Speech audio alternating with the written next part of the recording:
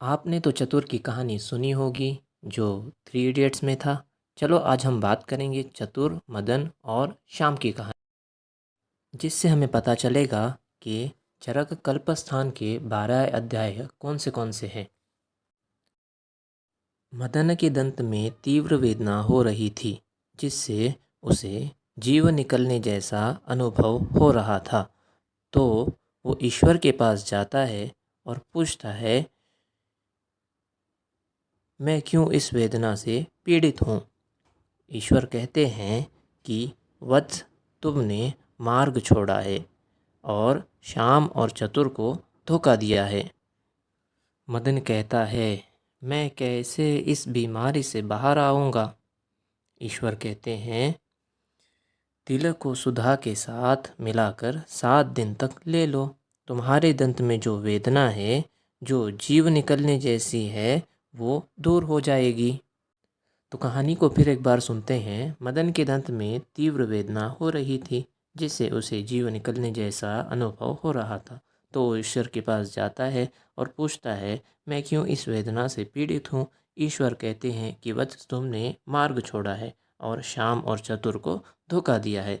मदन कहता है, मैं कैसे इस वेदना से बाहर आऊँगा। ईश्वर कहते हैं, तिलक को सुधा के साथ मिलाकर 7 दिन तक ले लो। तुम्हारे दंत में जो वेदना है, वो जीव निकलने जैसी है, वो दूर हो जाएगी।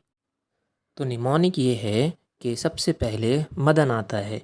मदन से मदन लेंगे, उसके बाद उसको जीव निकलने जैसी वेदना हो रही है, इसीलिए हम जीव लेंगे, जिससे जिमुतका आएगा।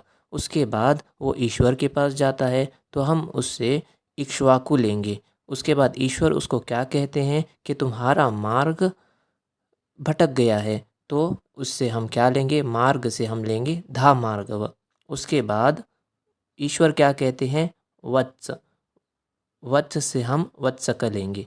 उसके बाद वेदना से हम कृतवेदना लेंगे। उसके बाद जब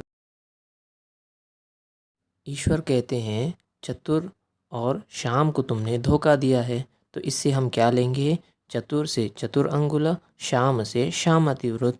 उसके बाद जब मदन पूछता है कि मैं इस वेदना से कैसे बाहर आऊँगा, तो ईश्वर क्या कहते हैं, तिलक को सुधा के साथ मिलाकर 7 दिन तक ले लो।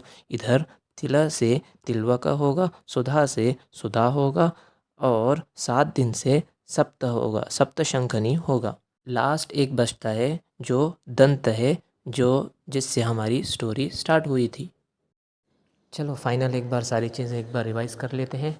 मदन कल्प से मदन आएगा, जिमुतक से जीव आएगा, इक्ष्वाकु से ईश्वर आएगा, धामार्ग से मार्ग आएगा, वत्सक से वत्स आएगा, कृतवेदना से वेदना आएगा, श्याम से श्याम आएगा, चतुर अंगुल कल्प से चतुर आएगा, तिलवक कल्प से तिल आएगा, सुधा कल्प से सुधा आएगा, सप्तला शंखिनी से सप्त दिवस आएगा, दंती द्रवंती कल्प से दंत आएगा।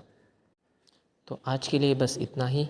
तो अगर आपको कोई डाउट हो तो आप पूछ सकते हैं, और किसी टॉपिक में डिफ़िकल्टी कमेंट कर सकते हो, और अगर चाहते हो कि किसी और विषय पर मैं वीडियो बनाऊं तो भी मुझे बता सकते हो।